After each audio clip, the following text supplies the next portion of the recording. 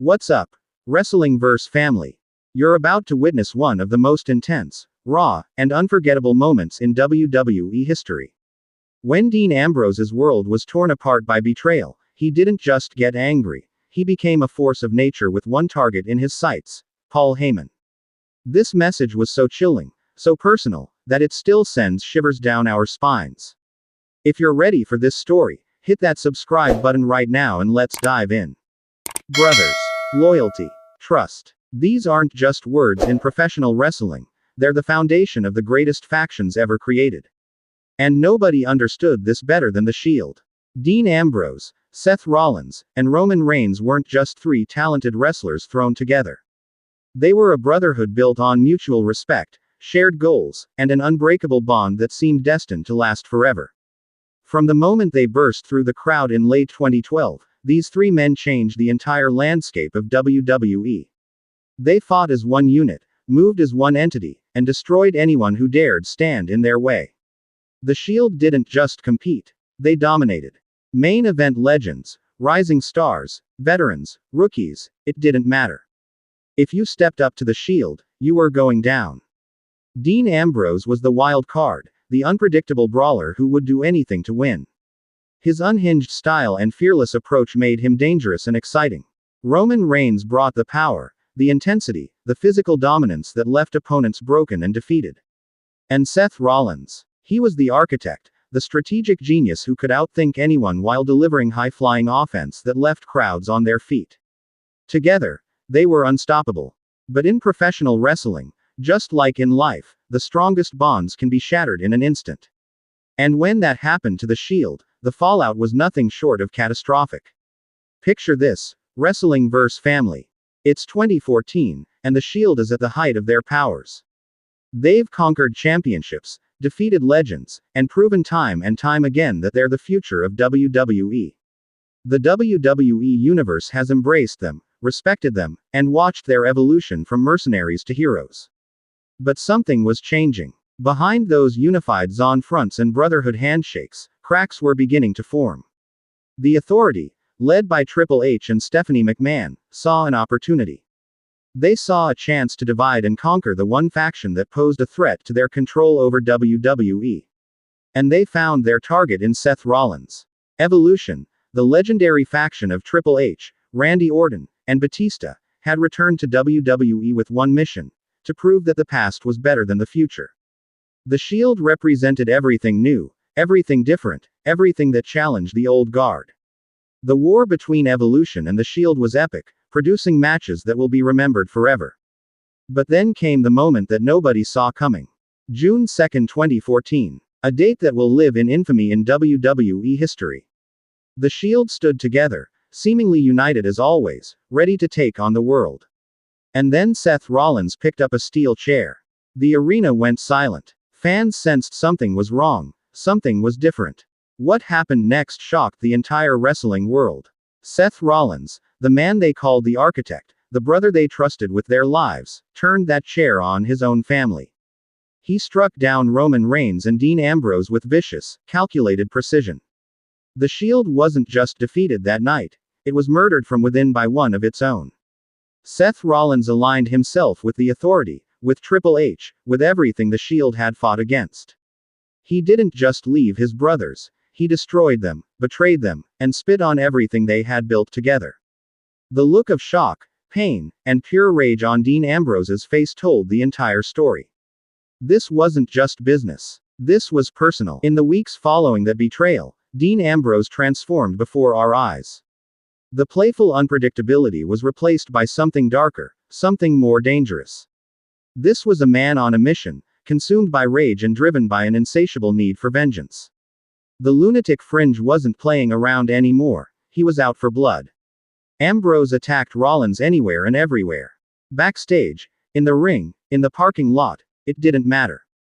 Dean Ambrose became an obsessed man, willing to sacrifice everything for just 5 minutes alone with the man who betrayed him.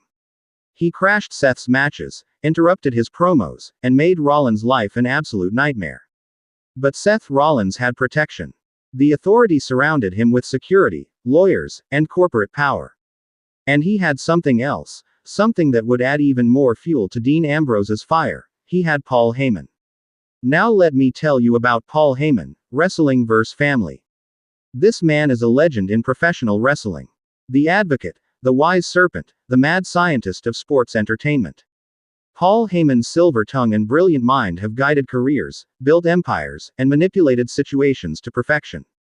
As the advocate for Brock Lesnar, Heyman wielded tremendous influence in WWE.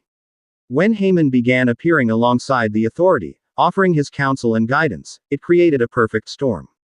Here was one of the greatest talkers in wrestling history, aligning with the corporate machine that had facilitated Seth Rollins' betrayal. And Dean Ambrose. He saw red. For Ambrose, this wasn't just about Seth Rollins anymore. This was about the entire system. This was about the manipulators, the politicians, the corporate overlords who pulled strings and destroyed what was real and authentic in wrestling. Paul Heyman represented everything Ambrose hated about the business side of WWE. Heyman would stand at ringside, microphone in hand, delivering his trademark promos with that smug smile and calculated delivery. He'd praise Seth Rollins' intelligence, mock Dean Ambrose's obsession, and generally pour gasoline on an already raging fire. Paul knew exactly what he was doing. He was pushing every button Ambrose had, and he was loving every second of it. The tension between these two was electric. On one side, you had Dean Ambrose, raw, emotional, unpredictable, and absolutely furious. On the other side, Paul Heyman, calculated, manipulative, protected, and always 3 steps ahead. It was chaos versus control, emotion versus calculation, and the collision was inevitable. Dean Ambrose found himself fighting an uphill battle. Every time he got close to Seth Rollins, the Authority's forces would intervene. Security guards, corporate stooges, and endless obstacles stood between Ambrose and his vengeance. And through it all, Paul Heyman was there, talking, scheming, and making everything worse. But Ambrose never stopped. He took on all comers, fighting anyone who got in his way. He absorbed punishment that would break lesser men, but he kept coming back for more. His determination was legendary, his resolve unbreakable. And all the while, his rage toward Paul Heyman grew stronger and stronger. Then came the moment that we're all here to talk about. The moment that sent shockwaves through the entire WWE universe. Dean Ambrose had been pushed to his absolute limit. He'd been beaten down, held back, and frustrated at every turn. But he wasn't broken. He was boiling over. Standing in the center of that ring, battered and bruised but unbowed, Dean Ambrose grabbed a microphone. The crowd went silent, sensing that something special was about to happen. And when Ambrose began to speak, it wasn't a typical wrestling promo, it was a declaration of war. His voice was controlled but seething with intensity. Every word dripped with venom and genuine emotion. He talked about brotherhood, about trust, about what it means to have everything you believe in ripped away by someone you loved. He spoke about Seth Rollins and the price of betrayal. But then, his eyes locked on the camera, and he addressed Paul Heyman directly. The message was chilling in its honesty and intensity. Ambrose told Heyman that hiding behind Brock Lesnar wouldn't save him. Running to the Authority wouldn't protect him. All the clever words and manipulation in the world wouldn't change what was coming. Dean Ambrose promised, no, guaranteed, that he would get his hands on Paul Heyman, and when he did, there would be nowhere to run and nowhere to hide. You think you're untouchable, Paul. You think your words are a shield. I'm coming for everyone who had a hand in destroying what we built. Every single person who smiled while they tore apart my family is going to pay. And Paul, when I finally get my hands on you, all the talking stops. All the games end. And you're going to learn what happens when you poke a lunatic one too many times. The intensity in Ambrose's voice was real. This wasn't scripted emotion. This was a performer channeling genuine feelings into creating television magic. You could feel the rage, the pain, the absolute determination radiating from every word. The WWE universe erupted because they believed every single syllable. Paul Heyman's reaction was priceless.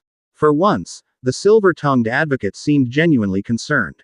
He tried to maintain his composure, tried to laugh it off, but you could see it in his eyes. Dean Ambrose had gotten under his skin. The message had landed, and it had landed hard. What made this moment so powerful, wrestling vs. family, was the authenticity. Dean Ambrose wasn't playing a character in that moment, he was exposing raw emotion that resonated with everyone watching. We've all felt betrayed. We've all experienced that feeling of wanting justice, wanting revenge, wanting to make things right. Ambrose channeled those universal emotions into creating one of the most memorable promos of the modern era. The rivalry that followed was epic. Dean Ambrose and Seth Rollins would go on to have incredible matches, brutal encounters that showcased their chemistry and the real emotion behind their conflict.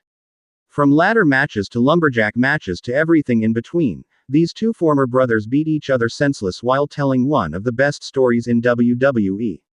But that message to Paul Heyman remained a defining moment. It showed that Ambrose wasn't just focused on one target, he was declaring war on the entire infrastructure that allowed the betrayal to happen. The authority, their advocates, their system, all of it was in Ambrose's crosshairs. Paul Heyman, being the genius that he is, continued to play his role perfectly. He would antagonize Ambrose at every opportunity, knowing that the unstable genius of the lunatic fringe made for incredible television. Their verbal exchanges became must-see moments, with Heyman's calculated manipulation colliding with Ambrose's raw, unfiltered intensity. The beauty of this entire saga was how it elevated everyone involved. Seth Rollins became one of the most hated heels in WWE, drawing legitimate heat for his betrayal. Dean Ambrose established himself as a top-tier main event talent with the depth and range to tell complex stories. And Paul Heyman. He reminded everyone why he's considered one of the greatest talkers in wrestling history. This storyline also reminded the WWE universe why professional wrestling is so special.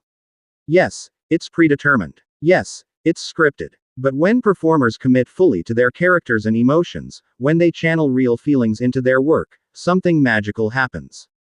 The line between performance and reality blurs, and we become completely invested in the journey.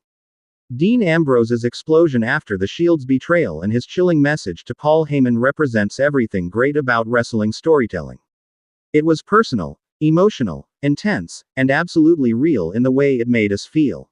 These are the moments that transcend wrestling and become part of pop culture history. Looking back on this period, it's clear that the Shield's breakup was one of the most important storylines of the 2010s. It launched Seth Rollins into the main event scene, solidified Dean Ambrose as a top star, and set Roman Reigns on the path to becoming the face of WWE. But more than that, it gave us moments. Real, genuine, unforgettable moments that we still talk about today.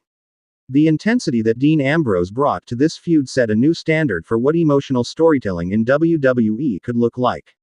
He showed that you don't need complicated scripts or overproduced segments to create magic. Sometimes you just need a man, a microphone, and genuine emotion channeled into powerful words. So wrestling vs. family, what's your take on this incredible moment? Do you remember where you were when Dean Ambrose delivered that chilling message to Paul Heyman? How do you think this storyline holds up years later? Drop your thoughts in the comments below, I want to hear from all of you. And if you enjoyed this deep dive into one of wrestling's most intense moments, show some love by hitting that like button. Make sure you're subscribed to Wrestling vs. CC because we're bringing you the best wrestling content, breakdowns, and analysis on YouTube. Hit that notification bell so you never miss a video. Remember, wrestling vs. family, this is what makes us fans. These moments of pure emotion, incredible storytelling, and performances that stick with us forever. Dean Ambrose showed us what it means to fully commit to a character and a story, and the result was unforgettable. Until next time, keep celebrating the art of professional wrestling, keep supporting the performers who give everything for our entertainment, and keep being the best wrestling community on the internet. I'll see you in the next video. Stay awesome, wrestling vs. family. Peace.